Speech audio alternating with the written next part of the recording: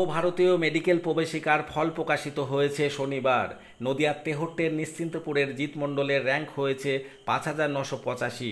নিটের সাফল্যে খুশি জিতের পরিবার ও নিশ্চিন্তপুরের গোটা গ্রামবাসী। জিতের বাবা জয়দেব মণ্ডল সেনাবাহিনীতে কর্মরত, মা তুষি মণ্ডল গৃহবধূ। জিৎ পঞ্চম থেকে দ্বাদশ শ্রেণী পর্যন্ত পড়াশোনা করেছে নিমতলা বিদ্যানিকেতনে। উচ্চ মাধ্যমিকে বিজ্ঞান বিভাগে পড়াশোনা করেছে তেহট্ট উচ্চ বিদ্যালয়ে। জিতের একটাই স্বপ্ন, ডাক্তার হওয়া। আমার নাম জিৎ মণ্ডল, বাড়ি নিশ্চিন্তপুর। আজকে নিট 2025-এর রেজাল্ট বের হয়েছে, তো সেখানে আমার প্রাপ্ত নম্বর হচ্ছে 568 এবং আমার র্যাঙ্ক হচ্ছে 5985। আগামী দিনে একজন দক্ষ ডাক্তার হয়ে সমাজের কাজে লাগতে চাই এবং ডাক্তারি পেশার মর্মটাকে বুঝে মানুষের কাজে লাগতে চাই।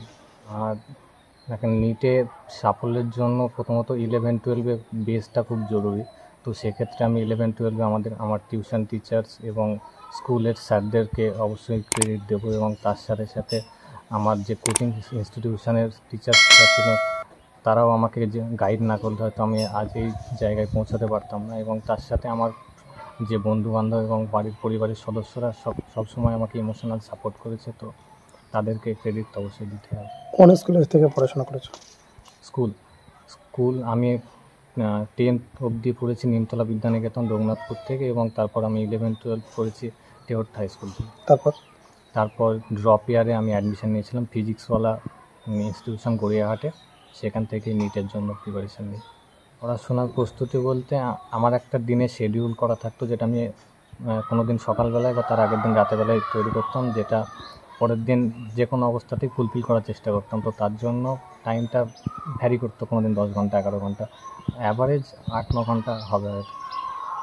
তোমার পড়াশোনার পাশাপাশি আর কি ভালো লাগে? পড়াশোনার পাশাপাশি খেলা করাটাই মেনলি ভালো লাগে। যখনই ফ্রি টাইম পাই তখন আমি খেলা করাটাই প্রেফার করি।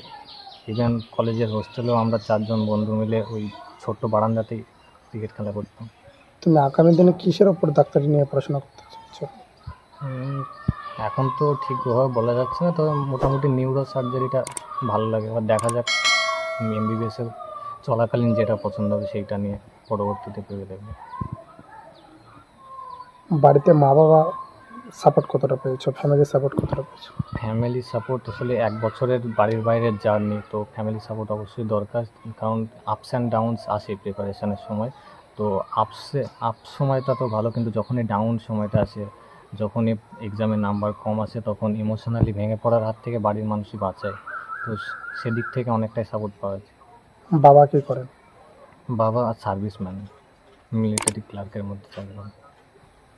ছেলের সাফল্যে তো খুবই খুশি, মানুষকে বলে বোঝানো যাবে না। কারণ ওর ডাক্তারি হওয়াটা আমার স্বপ্ন ছিল, যে ও ডাক্তারি হোক।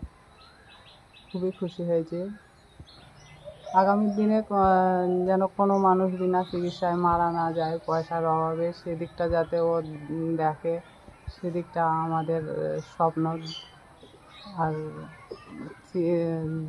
চিকিৎসার যাতে কোনো ত্রুটি না হয়, ভালোভাবে মানুষের সেবা করতে পারে। আপনার নাম? তুষি মণ্ডল।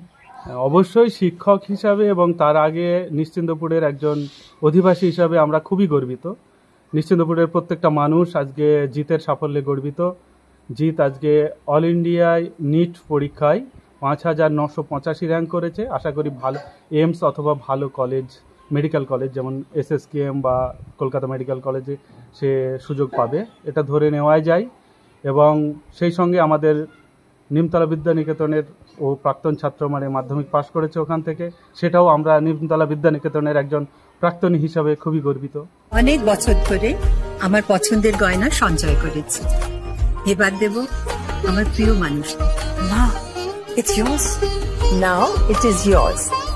আমার পছন্দের গয়না আজ থেকে Sohag, pure and precious, Orient jewellers. যদি এখনও আমাদের খবরের দর্পণ চ্যানেলটি সাবস্ক্রাইব না করে থাকেন, তাহলে এখনই সাবস্ক্রাইব করুন, সঙ্গে বেল বাটনটি ক্লিক করুন আর পেয়ে যান সব খবরের দ্রুত ভিডিও আপডেট।